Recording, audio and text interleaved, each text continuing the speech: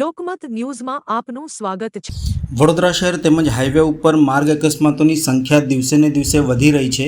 વધુ પડતી વાહનોની સ્પીડ અને ટ્રાફિક નિયમોની અવગણના અકસ્માતોને આમંત્રણ આપી રહી છે, જેના કારણે નિર્દોષ લોકોને પણ અકસ્માતનો ભોગ બનવું પડી રહ્યું છે। આ વચ્ચે ગુજરાત રિફાઇનરી ટાઉનશીપના ગેટ નજીક એક કાર પલટી જવાની ઘટના સામે આવી હતી। પ્રાથમિક માહિતી અનુસાર કાર ઓવરસ્પીડ હોવાના કારણે ચાલકે સ્ટીયરિંગ પરથી કાબુ ગુમાવ્યો હતો અને અકસ્માત સર્જાયો હતો તેવું જાણવા મળી રહ્યું છે। અકસ્માત થતાં આસપાસના લોકો મોટી સંખ્યામાં ઘટના સ્થળે એકત્ર થઈ ગયા હતા।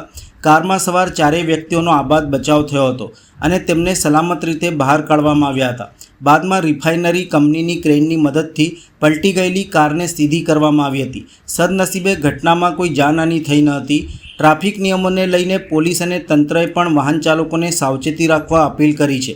ઓવરસ્પીડથી દૂર રહેવું, સીટ બેલ્ટ અને હેલ્મેટનો ફરજિયાત ઉપયોગ કરવો, ડ્રાઇવિંગ દરમિયાન મોબાઈલ ફોનનો ઉપયોગ ન કરવો, ટ્રાફિક સિગ્નલ અને લેનના નિયમોનું પાલન કરવું, નશાની હાલતમાં વાહન ન ચલાવવું, વરસાદી અથવા તો વ્યસ્ત માર્ગો ઉપર ધીમે અને સાવચેત વાહન ચલાવવું। થોડી બેદરકારી ગંભીર અકસ્માતોનું કારણ બની શકે છે, તેથી ટ્રાફિક નિયમોનું પાલન કરવું દરેક માટે સલામત ભર્યું છે।